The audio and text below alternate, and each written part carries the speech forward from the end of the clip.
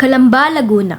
Kilala ang Calamba, Laguna sa angking yaman nito mula sa tao, trabaho at lupaing taglay nito. Ngunit ito rin ang naging sanhi ng sigalot sa pagitan ng praile at magsasaka. Ang Hacienda de Calamba, pagmamay-ari ng mga Dominiko noong 1887 na naging dahilan ng kaguluhan dahil sa pagtaas ng upa ng lupain, hindi pagbibigay ng resibo at sapilitang pagpapalayas. Ito ay nagsimula noong 1883 dahil sa labis sa pangongolekta ng upa nang walang resibo ang mga Dominiko. Nagtuloy-tuloy ito hanggang noong Enero 1888 ay pinangunahan na ni Jose Rizal ang petisyon at naghain ng kaso sa korte laban sa Dominiko upang tumigil sa pangongolekta ng upa.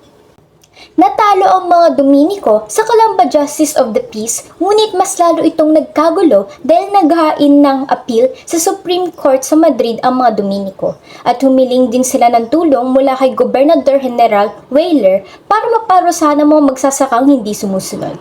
Nagpadala sila ng mga sundalo kung saan pinaalis nila ang mga magsasaka at ibang pamilya, kabilang ang pamilya ni Rizal at pagsusunog ng mga kabahayan. Nakakalungkot man, walang tagumpay na nangyari ito para sa magsasaka, ngunit nagdulot ito ng pagbabago ng pananaw ng mga Calambeño, maging ni Rizal, tungo sa revolusyon at pagpapatayo ng anti-Fred sentiment.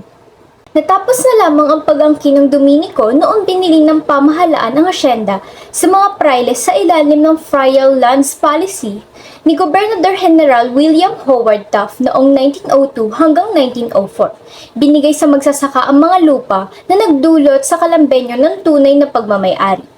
Hindi man nakamit ang tunay na kalayaan, ngunit nagtulak ito ng pagiging makabayan ng Calambeño, maging sa lalong pagkaunlad nito sa agrikultura, sa trabaho at yamang lupain.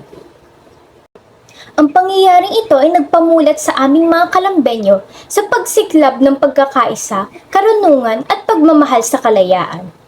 Kaya nararapat na ating balikan ang mga pangyayaring ito na sumasalamin sa tapang, pagkakaisa at sakripisyo ng ating mga ninuno at nagsisilbing alaala na patuloy nating pakikibaka para sa katarungan at kalayaan.